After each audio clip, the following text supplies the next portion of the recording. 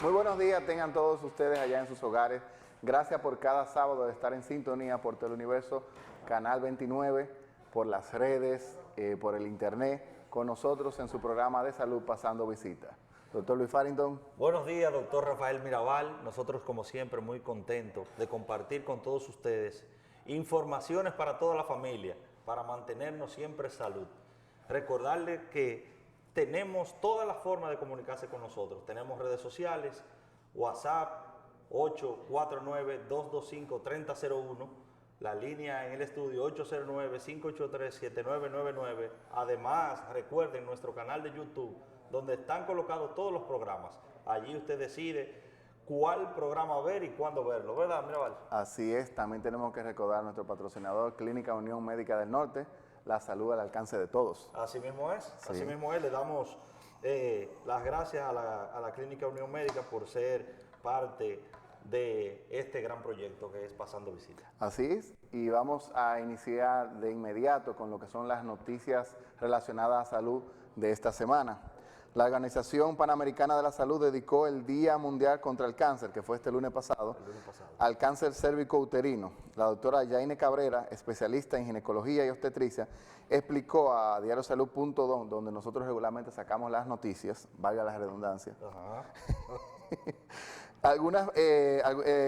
algunas precisiones sobre la enfermedad. Detalló que dentro de los factores de riesgo están incluidos el inicio temprano de la vida sexual, está también las infecciones por transmisión sexual, las infecciones frecuentes y múltiples parejas, entre otras cosas. Precisó que es importante saber que el tratamiento de esta enfermedad dependerá mucho del momento cuando se diagnostique la patología, así como la edad de la paciente y de otros factores. Es como toda patología, es súper importante diagnosticarlo con tiempo, porque mientras más temprano el diagnóstico de un problema de salud, las posibilidades de una curación van a ser mejor y de un manejo van a ser mejor. El cáncer cervicuterino es un cáncer que por el sitio donde se localiza tiende a haber una frecuencia del tipo lo que sería escamoso, ya que es un área donde hay dos tipos de epitelios celulares que se van a unir y en ese punto de unión es donde salen la mayoría de los cánceres. Por eso es que es importante que las mujeres se hagan su chequeo con su ginecólogo, que cuando esté en una edad de actividad sexual activa, valga también la redundancia, se chequeen, se hagan su Papá Nicolau, se hagan su revisión, porque es importante detectar cualquier problema con tiempo. Hay un refrán que dice que la rabia con tiempo tiene cura. Hablando de con todo, la rabia que hay aquí. Bueno, pues, que haya cura aquí con la rabia. Entonces. Y como siempre hemos dicho aquí, la prevención es la medicina más barata y, por supuesto, es la que evita las enfermedades y las complicaciones de las mismas. O sea que nosotros siempre estaremos de acuerdo con esas revisiones que, aunque usted no se sienta nada, lo haga rigurosamente cada cierto tiempo, cada 6 meses o anual. Así es, sí, por eso es, como dice Fanny, nosotros siempre les recordamos que es importante asistir a donde su profesional de la salud para que sea evaluada y evaluado, porque los hombres también deben ir a su profesional de la salud, aunque en este momento estamos hablando de las mujeres porque nos mencionábamos el cáncer cervicuterino. Ahora, es que eso es un problema, Mirabal, porque decía el amigo tuyo que estaba aquí la semana pasada, el doctor Sánchez Cava, que todo eso estaba bien de hacerse los análisis de sangre del lugar, pero decía que en nosotros los hombres era necesario para el examen prostático el chequeo, el tacto, claro. Entonces, como en medicina siempre decimos que el que no mete el dedo, mete la pata. Entonces, por eso es muy importante el chequeo. Y por ese tipo de cosas es que muchos médicos nos está pasando, porque a mí me pasa muchísimo, que hay pacientes que me escriben por WhatsApp, doctor, tal cosa, tengo fiebre, ¿qué hago? Mi respuesta siempre va a ser la misma. Vaya a la consulta, le evalúo, vamos a ver de dónde viene esa fiebre, por qué está, la investigamos y después la tratamos. Porque la medicina necesita de un contacto físico, médico-paciente. El paciente tiene que ir donde el médico tiene que ver el paciente, el médico evalúa al paciente. Inmediatamente usted entra al consultorio, nosotros como médicos le estamos haciendo una evaluación psicológica desde que usted entra. Entonces todo eso es importante, por eso es importante asistir a la consulta. Olvídense de esas consultas vía WhatsApp, no existen, los médicos no dan consulta vía WhatsApp, a ningún médico le gusta. Eso no se puede, por muchísimas razones, de tipo ética y de tipo legal. Doctor, yo que tengo mucho dolor, ¿qué puedo tomar? Escrito con un mensaje. Bueno, vaya a la farmacia y busque Una patilla azul. Una patilla patillita verde, azul, de 500. De 500. ¿Pero qué, doctor? Imagínese. Vamos a seguir.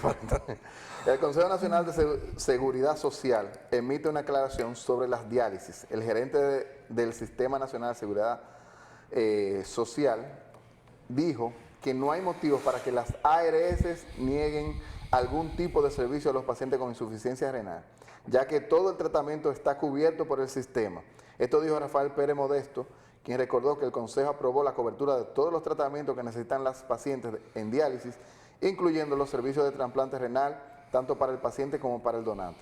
Se pronunció en esos términos al responder la denuncia de la Asociación de Pacientes Renales Sendero de la Vida, que aseguró que los pacientes renales afiliados al Seguro Familiar de Salud, SFS, están recibiendo negativas a la solicitud de cobertura de servicio que demanda la terapia de hemodiálisis. Expresó cualquier paciente renal, dijo el director del CNSS. Del Consejo Nacional de Seguridad Exacto. Social. Rafael Pérez Modesto. Dijo que cualquier paciente renal que haya sido víctima de negación debe quejarse a través de los órganos correspondientes del sistema. La Dirección de Información y Defensa del Afiliado, DIDA, la que hemos aquí hablado mucho. Sí. La Superintendencia de Salud y Riesgos Laborales, CISARIL. Y qué bueno que esta noticia coincide, que tenemos de invitado dos nefrólogos. Dos nefrólogos. Entonces Así yo es, creo así que es. vamos a hablar un poquito, de glosar un poquito. Porque si hay gente que saben si es verdad que lo están cubriendo o no lo están cubriendo, son ellos, porque Son son ellos, nefrólogos, que son los que efectivamente. cuidan los riñones. Efectivamente. Pero todo esto vino porque hace unos meses salió ya terminó ya un juicio que salió ¿cómo se dice? Una paciente falleció. Sí, un paciente falleció ya hace más de 2 años, pero el juicio Una demanda. Sí, la demanda ya terminó con un veredicto hace ya unos Una meses. sentencia. Una sentencia, exacto, a favor de la víctima. De la que víctima, ya había muerto, efectivamente. lamentablemente. Efectivamente. ¿Tú tenías otra noticia para que...? Sí. Además quiero agregar a esa noticia que tú acabas de mencionar, que es importante que los pacientes sepan siempre sus derechos y sus deberes. Porque siempre, por ejemplo, las ARS recalcan su deber de pagar a tiempo su póliza. Pero usted no sabe que su derecho es reclamar cuando hay que autorizarle algo y no se lo están autorizando. Sí. Además, esta clase de procedimientos, como la hemodiálisis, Son debido a muerte. señores, es que un paciente, y lo vamos a ver con los compañeros nefrólogos, muchas veces los pacientes en su vida dependen de esa diálisis. O sea que negarlo sería prácticamente un homicidio involuntario. No, y que no tienen tiempo de que para ir a discutir, que Que si sí o si no. necesitan mínimo 3 diálisis a la semana. A la semana. Sí, Entonces, así óyeme, mismo, no así es mismo. que es que la necesitan y el sistema se supone que lo cubre. Digo se supone porque sabemos que hay cosas y casas, como dice Ricardo Arjona. Así es. Otra noticia Sí, tenías. lo que quería comentar es el hecho de que hace ya unos días vi en la prensa escrita la publicación del Servicio Nacional de Salud de que ya los pacientes podrán hacer citas a los hospitales a través de vía telefónica. Ese era un plan del Servicio Nacional de Salud. Se escogieron 3 o 4 hospitales como plan piloto para ir gradualmente llevando este sistema hacia todo el país. Va a ser una línea especial para usted tomar su cita en los centros públicos de salud. Haga de cuenta como se hace actualmente en los centros privados, que usted llama, solicita una cita con el médico X y le pondrán su cita vía telefónica. Ahora bien, es importante que el licenciado Chanel Rosa, quien es economista y es abogado también, si no me equivoco, debe entender que los centros públicos de salud deben sufrir una gran transformación. Pero dentro de esa transformación hay que tener los pies sobre la tierra. En un centro privado usted va, el paciente va y tiene 25 opciones. Usted va a Clínica Unión Médica, quiere operarse. usted tiene 25 cirujanos en que usted decide dónde va a ir. En el hospital usted tiene 4 cirujanos y los 4 no pueden funcionar como 25. Porque ahorita resulta y viene al caso de que sí quieren poner cita y le ponen, por poner un ejemplo, al doctor Rafael Mirabal el lunes. Usted vio el paciente el lunes. El paciente regresa la siguiente semana en miércoles, porque le fijaron la cita para el miércoles siguiente. Pero el miércoles siguiente no es usted que está, doctor. Hay otro cirujano que está. O sea, que la readaptación y la transformación de los hospitales tiene mucho que ver con su organigrama, tiene mucho que ver con el staff de profesionales que tenga. Que no, o sea, que no es tan fácil que llamen y que nosotros sí estamos de acuerdo con que el sistema debe modernizarse en favor del paciente. Pero ahorita resulta, Mirabal, que comienzan los pacientes a dar vueltas y que no es aquí, y que no, que ese no fue el doctor que me preparó porque me hace falta esto. Entonces, el sistema se está organizando, perfecto. Ya por teléfono se puede hacer, pero la torpeza de un organigrama ambiguo como es el que tenemos nosotros, ahorita se pierden los pacientes, ahorita pierden mucho más tiempo, solamente por el hecho de que en los hospitales o en el sistema público no hay suficiente personal para cubrir muchas veces la demanda de algunas áreas. Eso es lo que quería decir. No hay suficiente personal muchas veces o hay personal no adecuado. Porque traigo una anécdota que me pasó en el hospital donde trabajamos nosotros, en el Cabral Ibáez, que yo mandé a un paciente para prepararlo para una cirugía y como él tenía seguro Senasa, él fue al seguro para que le dieran la aprobación. La aprobación. La persona que estaba teniendo el seguro lo hizo ir 2 veces o 3, subir la escalera a la oficina donde yo estaba, para que le indicaran cuál era el procedimiento que yo iba a hacer, pero yo se lo había indicado desde el principio. Lo que pasa es que quien estaba recibiendo a este paciente no tenía la menor idea de que un injerto total de piel o un injerto parcial de piel es un procedimiento.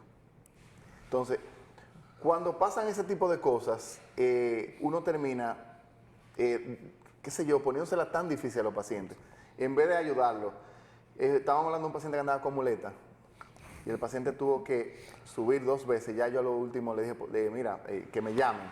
Y la persona me llamó y ya lo aclaramos. Pero ese tipo de cosas no deben pasar. Hay que tratar de que el sistema funcione mejor y eso se hace preparando a las personas que trabajan. Las personas que dan información son los que deben estar informados, ya sea en cualquier empresa. La persona que está ahí en información, como dice el nombre, es quien debe saber más de la empresa que nadie, porque es quien va a dar la información al usuario, que es a quien va a la empresa buscando algo. En el caso de la salud, buscando salud. El enfermo va a buscar salud. Entonces es bueno que sí, que las cosas vayan mejorando, que se tenga planes de hacer la cosa muy bien y muy alta, pero con los pies sobre la tierra y paso a paso para hacerlo bien. Como te digo, siempre he estado de acuerdo en que el sistema mejore en favor de los pacientes. Siempre, y de eso no hay ninguna duda. Ahora bien, este anuncio que hace el Servicio Nacional de Salud lo comparo con la entrada en acción del 911. Señores, se creó el 911 y estoy de acuerdo con que se cree una estructura de ese tipo, pero con los hospitales que no tienen la capacidad de recibir esos pacientes. Y entonces, ¿qué estamos haciendo? Buscando noticias con eso, señores. No, porque con la vida no se puede jugar. Entonces, el 911 traslada el paciente, por poner un ejemplo, de un sitio de un accidente hacia el hospital. En el hospital no hay cama, en el hospital no hay guantes, no hay sonografía, no hay tomografía que hacerle. Entonces, ¿el 911 para qué? Para salvar lo que no muere en la calle, sino que muere en la emergencia del hospital. Así sí es bueno. Vámonos a unos breves comerciales, bien breves, y venimos con nuestros 2 invitados para hablar un poquito de la salud renal. No se muevan, que breve volvemos.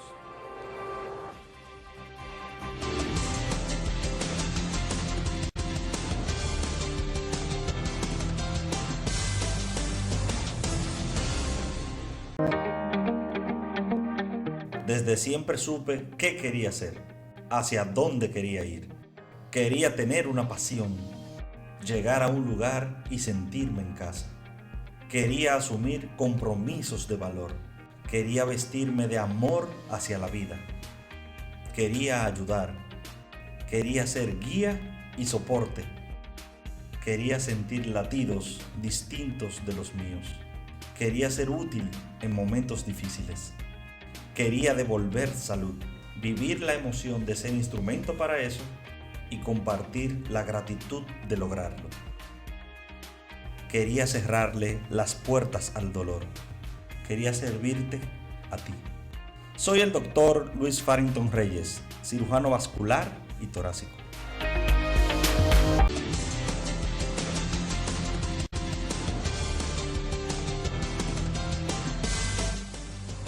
Como cada sábado, pasando visita por Teleuniverso Canal 29. Tenemos hoy dos invitados. Así es. El doctor Carlos Cruz, quien es nefrólogo, egresado de la Universidad Tecnológica de Santiago, UTESA, y como nefrólogo del Cabral Ibáez. También tenemos al doctor Asmín Reyes, quien es egresado de la UAS como médico general y egresado de pediatra nefrólogo del Hospital Pediátrico Robert Rick Cabral. Doctores, buenos días y bienvenido a Pasando Visita. Buenos días. Buenos días. Gracias por acompañarnos. El tema que vamos a tratar hoy, vamos a hablar un poquito de salud renal, salud de los riñones, para que quede claro. Cuando se habla de algo renal es los riñones. Doctores, aquí tenemos, escúchame, Mirabal, sí, la representación de la nefrología en adultos y en niños también. Exacto. Porque, como todos sabemos, la medicina hoy día se ha subdividido, se ha especializado y subespecializado precisamente por el bienestar del paciente. Porque antes estoy hablando de los años 60, de los años 70, y parte de los 80, el médico general lo era todo. Sí. Tanto la parte quirúrgica como también la parte clínica. Y ya vemos que, como es el ejemplo de hoy de nuestros colegas, que son especialistas y subespecialistas. Entonces, al doctor Asmín le preguntaría, el nefrólogo pediatra, ¿qué es lo que vigila, qué es lo que cuida, qué es lo que trabaja con los niños? Si nos puede decir resumidamente. Bueno, muy buen día. Bueno, el nefrólogo pediátrico tiene que ver, al igual que el nefrólogo adulto, con todo el problema nefrourológico en el paciente pediátrico. Desde una simple infección del tracto urinario, como le han puesto el sulfijo de infeccioncita, y veremos posteriormente lo importante que es diagnosticar y tratar un proceso infeccioso a tiempo y adecuadamente. Enfermedades que son propias del riñón, glomerulopatías, nosotros le mencionamos, enfermedades genéticas y entre otras enfermedades que nosotros tenemos que cuidar. Ok, Muy bien. Gracias, doctor. Tenemos una llamada. Buenos días. ¿Cuál es su pregunta? ¿Quién nos habla? Buenos días, le habla María Peralta. Buen día, Adelante. María. Adelante con su pregunta, por favor. Aló. Sí, buen día. adelante. Le escuchamos. Adelante con su pregunta, María. Yo quisiera saber qué piensa hacer el colegio médico con este aumento de un 18% de los impuestos a las medicinas de las embarazadas y de los niños. Ok, gracias por su pregunta. Farrington, esa yo creo que va para ti. Ah, sí. Sí. El Colegio Médico Dominicano, como todos sabemos, tiene filiales en todas las provincias, pero las directrices generales del colegio son dictadas desde la Junta Directiva Nacional, que es presidida por el doctor Wilson Roa, quien es el presidente nacional. Habría que ver cuál sería la postura del Colegio Médico Nacional con respecto a el aumento en % del costo de los medicamentos. Le puedo decir que personalmente no estoy de acuerdo con ningún tipo de aumento en los medicamentos. Ya de por sí sufren muchísimo, Mirabal, los pacientes por las carencias de las medicinas. Está muy caro el costo de la medicina y, por supuesto, cuando un paciente llega con una receta a una farmacia, se da cuenta de que los medicamentos más costosos no se lo cubre la ARS. Ok, bueno. Vamos a seguir entonces con nuestros invitados. Doctor Asmín, ¿cuál es la infección o el problema renal más frecuente en los niños?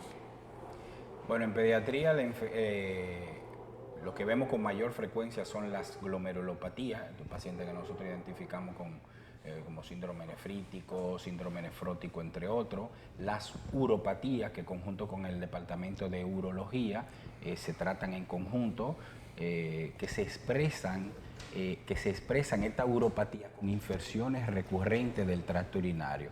Por eso que nosotros como pediatras no podemos tratar las infecciones, más cuando son recurrentes, como una simple infeccioncita, porque esa es la impresión de que algo anda mal estructuralmente en el riñón. Y cuando hay infecciones recurrentes del tracto urinario, probablemente el paciente esté cursando con una vejiga neurógena, con una hidronefrosis o una ectasia, algún problema estructural.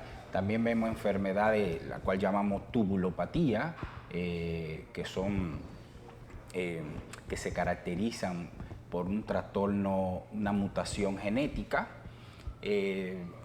Doctor, y eso, escúchame, doctor, ¿y en los niños se ve piedra en los riñones? Sí. ¿Sí se ven? Con mucha frecuencia. Con mucha frecuencia. Sí. Y también, por ejemplo... Pero la causa, diferente al adulto, en niños, la causa más frecuente de litiasis, piedra o lito, como quieran llamarle, son una entidad que se llama hipercalciuria idiopática, una de las causas más frecuentes. También las infecciones del tracto urinario me pueden llevar a un paciente con litiasis. La hipercalciuria idiopática es el exceso en la eliminación de calcio en orina. Ya, en la orina. Ok. Doctor Carlos Cruz, y usted como nefrólogo nos podría decir cuál es entonces el problema de salud que hace que los pacientes más frecuentemente vayan a visitar un nefrólogo. Muy buenos días, gracias por la invitación a nuestros queridos colegas.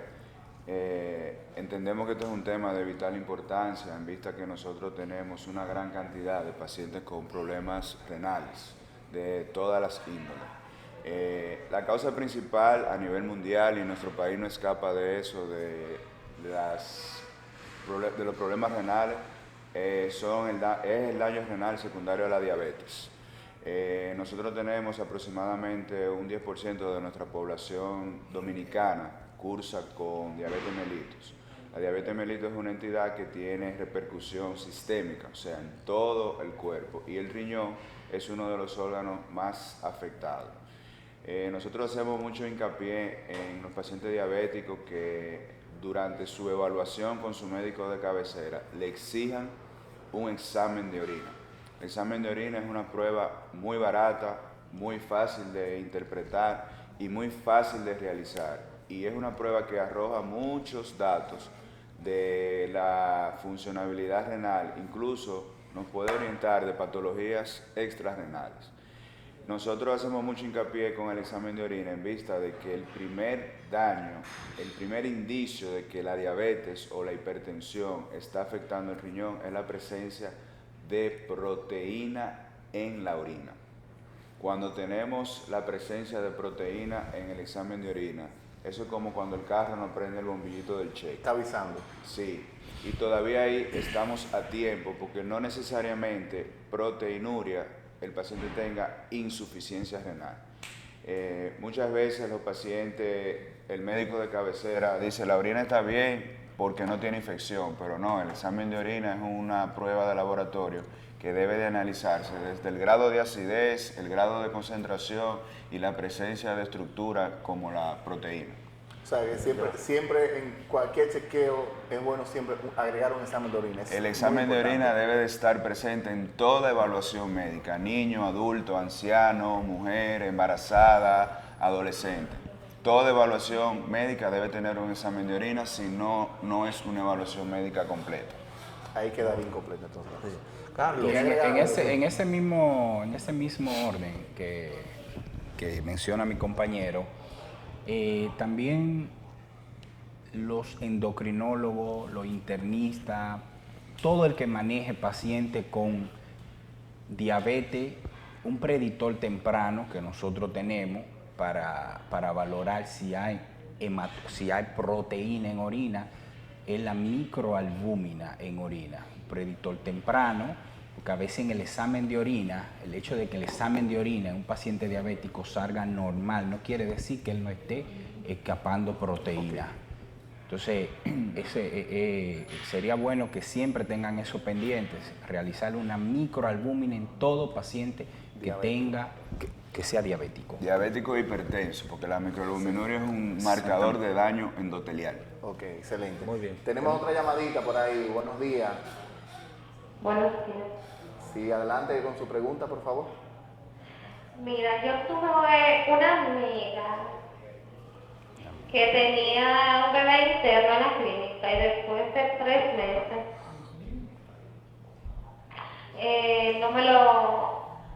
porque no le cubría el seguro y tuve que trasladarlo al hospital. Sí, su pregunta Yo es. quiero preguntar al doctor del colegio médico, Aparicio. Sí, ¿cuál es la pregunta? Diga. ¿Cuál es su pregunta? Dijo que una amiga estaba en el Mira, interno yo y duró tuve 3 meses. Ajá. una amiga que tenía un bebé interno en la clínica. Entonces, después de 3 meses de ingreso, que él tenía su seguro, porque era el Toyal, no me lo quisieron aceptar y tuve que trasladarlo al hospital. Ok. Ya yo entendí la pregunta. Sí, yo también. Mire, lo ideal es que si tuvo alguna clase de dificultad con su seguro, que creo que es lo que quiere decir que no se lo quisieron aceptar ya al tercer mes y por eso tuvo que trasladarlo al hospital. Mirabal decía al inicio, hay 2 entidades que le pueden prestar ayuda para eso. La primera es la DIDA, que es la Dirección de Información y Protección Al usuario. Cuando habla de usuario es al usuario del sistema de salud. O la CISARRIL, que es la Superintendencia de Riesgos Laborales y de Riesgos de Salud, en donde usted puede perfectamente canalizar esa queja o esa duda a través de esas instituciones y ese conflicto, ellos median en ese conflicto o en su defecto envían una notificación a su seguro para que de manera imperativa sea resuelto. Y también agregar que muchas veces a los usuarios no le dicen que los seguros tienen un límite. Así también. Los seguros se agotan. O sea, el seguro tiene, lo que pasa es que el seguro está en la letrica chiquita que nadie nunca lee. Tiene un tope. Tiene un tope de gasto al año. O sea, si te pasaste de ese gasto que te cubre, el seguro ya se agotó. Se le acabó el dinero y por eso hay problemas. Es bueno que siempre pregunten, que le aclaren a su aseguradora cómo es la cosa. Siempre es bueno preguntar. Así es. Vamos a continuar hablando de salud renal, entonces. ¿Salud de dónde? Renal, de los riñones. Ah, de los riñones. Lo dijimos al principio, de los riñones. Doctores, una pregunta yo diría que para las dos. ¿Cómo empieza la prevención renal? ¿Qué es lo primero que una persona debe saber para prevenir enfermedades del riñón? ¿Qué hay que hacer? Mira, esa es muy buena pregunta. La nefroprevención, como nosotros le llamamos, en pediatría inicia desde el ginecotetra. O sea, una paciente embarazada que tenga riesgo de prematuridad es un paciente probablemente que me va a llegar a una injuria renal.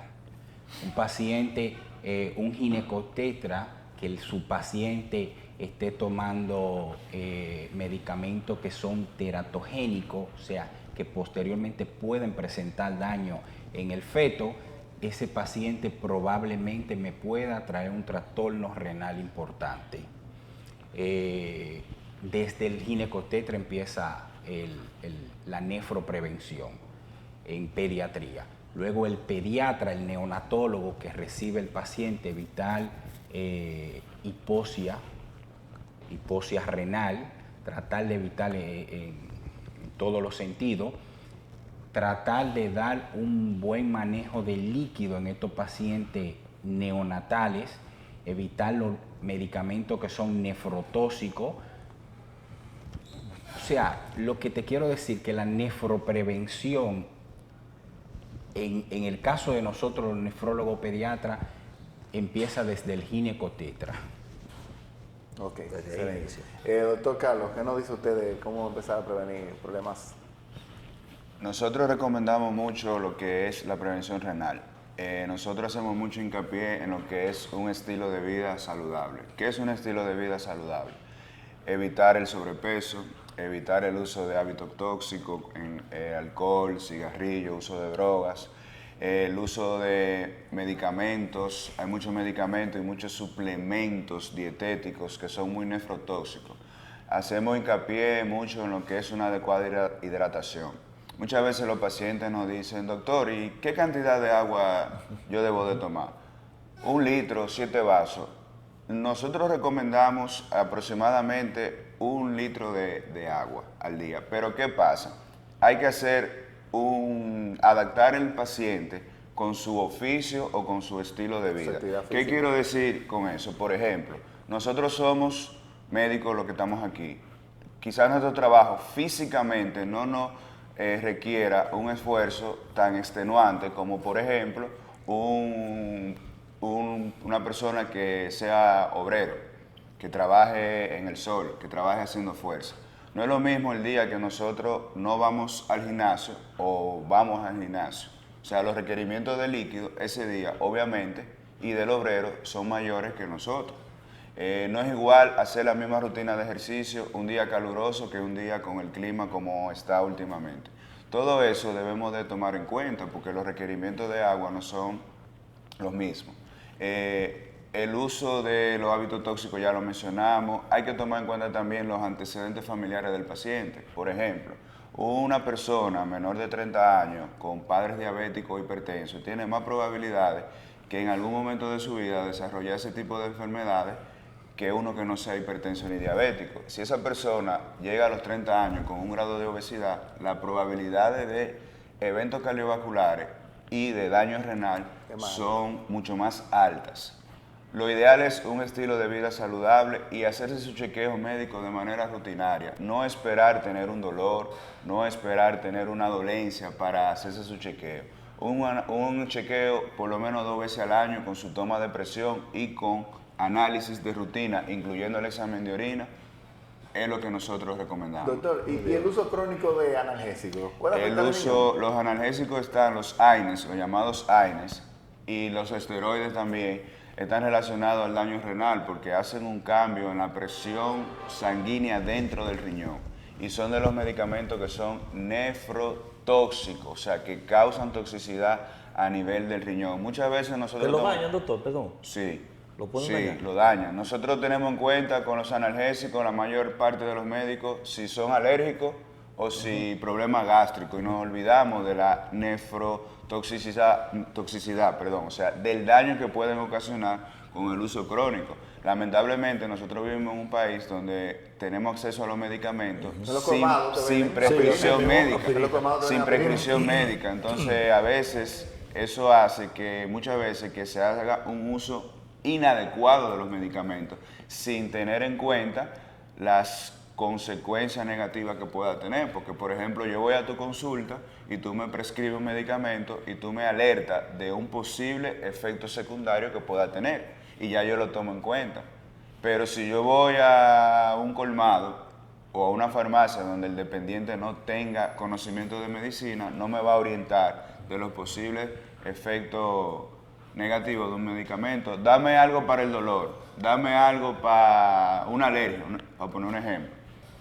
No me orientan con esos efectos negativos. De hecho, hay un medicamento que nosotros utilizamos mucho, que parece que gusta mucho, que es ibuprofeno, en pacientitos que nos llegan con fiebre, que no está comiendo, deshidratado. Es una combinación fatal. Poco líquido perfundiendo ese riñón e ibuprofeno. Es una combinación. Una bomba de tiempo. Una bomba de tiempo. Muy bien. De esto que estamos hablando es nefroprevención primaria. Okay. Doctor Carlos Cruz, recibimos aquí vamos a decir que una orientación de una paciente de 67 años que nos escribe por WhatsApp y nos dice que en ocasiones ha tenido cambios en el color de la orina de un día a otro, de ser amarilla a ponerse roja? ¿Qué se recomienda en esos casos?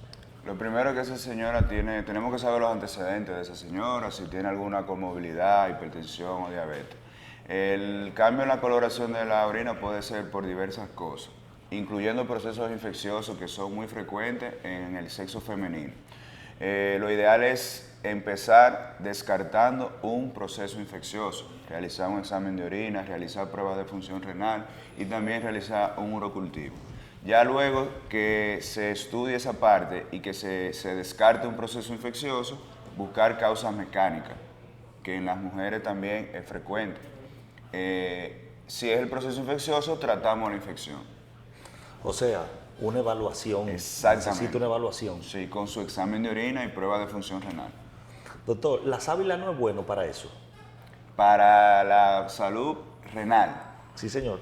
Bueno, la sábila es un componente natural, tiene propiedades curativas que son incuestionables, pero también las plantas también tienen sustancias nocivas.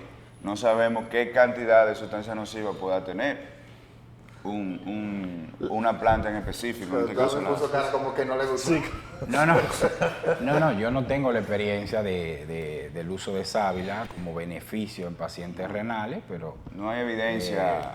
Habla mucho del cranberry que más lo relacionan con de hecho, la salud renal. Los norteamericanos iniciaron con el extracto de cranberry en esos pacientes que tienen infecciones recurrentes del tracto urinario. A mí, yo tengo cranberry en mi casa Ya de tú cualquier sabes. cosa. Señores, entonces, otra cosa, ahorita tocamos un tema, como que lo dejé ahí en la noticia y quería preguntarle, la experiencia, quizás saliéndonos un poquito de la prevención, pero como lo toqué en la noticia, quería preguntarle, es eso que mencionaban ahí de que a veces los seguros no quieren cubrir lo que sería la hemodiálisis. ¿Qué experiencia han tenido? La mayoría de los pacientes tienen el plan básico. El plan básico, por ley, que todo empleado lo debe de tener. Le cubre, tiene cobertura para su hemodiálisis, tiene cobertura para la colocación de los dispositivos que necesitamos para dializar, dígase un catéter o la realización de una fístula. Sí, tiene cobertura. Hay algunas cosas, hay algunos insumos que todavía no hay cobertura, pero se está trabajando en eso. Yo creo que a nivel privado, el seguro, hay cosas que debemos de mejorar, pero un paciente tiene cobertura con el plan básico para la hemodiálisis, porque cae dentro de las enfermedades catastróficas y por ley el seguro tiene que darle cobertura siempre y cuando tenga el monto, todavía no haya agotado el monto. De hecho, hay un grupo dentro de la Seguridad Social que le llaman el Grupo 9, que es el grupo de enfermedades catastróficas, y hay un fondo específicamente para esas enfermedades. Obviamente es un paciente, Mirabal, que va a agotar su cobertura, su $1.000.000 mucho más rápido que un paciente, y habría que ver si la agota. Son pacientes que se ingresan mucho, son pacientes que tienen muchos ingresos en intensivos, que lo tienen que ver varios especialistas, y eso hace que el $1.000.000 de cobertura se reduzca más rápido. Mucho más rápido. O sea que eso sería un caso de revisar en una revisión de dicha ley, de que este tipo de pacientes deben darle una mayor cobertura, porque obviamente se le va a agotar. Sí, y tú tocaste un tema ahorita, no se le informa eso al paciente. Entonces, ¿qué pasa también, por ejemplo, con el paciente? Que es un punto que debemos de revisar. Tú tienes $1.000.000 al año, pero ese millón no es acumulativo. Tú pasas la vida entera, desde los 30 años, trabajando. Ajá, y a los 60 años tú caes en diálisis. Y hay que operarte, hay que ventilarte y agota $1 millón. Y los otros años que tú no lo usaste. Que no lo usa. Debería de ser acumulativo. Eso es un punto a revisar. Claro. Porque eso pasa también con los pacientes con cáncer, con los pacientes con otras enfermedades catastróficas. O por lo menos tener cierta consideración con esa persona que no utilizó ese seguro, que lo está utilizando ahora. Así es. Otra cosa, Mirabal, que pasa, aprovechando esa aseveración que hace el doctor Carlos Cruz, con los medicamentos es igual, ¿eh? Usted tiene $8.000, pero si usted no lo consumió, ya lo perdió. O sea, que en vez de ser acumulativo... ¿Pero $8.000 al mes? Al año. Al año. ¿Qué pasó, Mirabal? ¿Y eso gancho? Al año. Ay, Entonces, por supuesto, yo considero que debe ser acumulativo y para ser justo, debe ser acumulativo por cierto tiempo. Usted dice, bueno, usted tiene 5 años que usted lo puede acumular. Porque hay pacientes que no lo usan, pero lo pierden. Entonces, cuando usted lo pierde, cuando usted como paciente lo pierde, alguien más lo gana. Pero no lo sabe, o sea, el paciente como usuario no tiene conocimiento de eso porque no le explica. Hay algunos datos que yo quiero mencionar, algunos numeritos, para que vean lo importante que es la prevención renal. 30 segundos. Los problemas renales son la 6ª causa de muerte a nivel mundial. La principal causa es la diabetes, segundamente la hipertensión. Nosotros tenemos 10% de la población dominicana diabética. Todos tenemos un familiar diabético. Aproximadamente más de 2 millones de personas mueren al año a nivel mundial por enfermedades renales. Nosotros debemos hacer énfasis en la prevención. Debemos de cuidar nuestros riñones, evaluarse y vivir saludable. ok. El tiempo en televisión vuela, de verdad que nos quedamos como esperando, como que con muchas dudas, muchas preguntas, o sea que ustedes quedan citados para volver a pasar visita con nosotros. Ustedes Así allá en su hogar, gracias por acompañarnos Gracias como por cada acompañarnos. sábado y nos vemos por acá, porque el universo el próximo sábado. No se lo pierdan, sábado a las 11, pasando visita.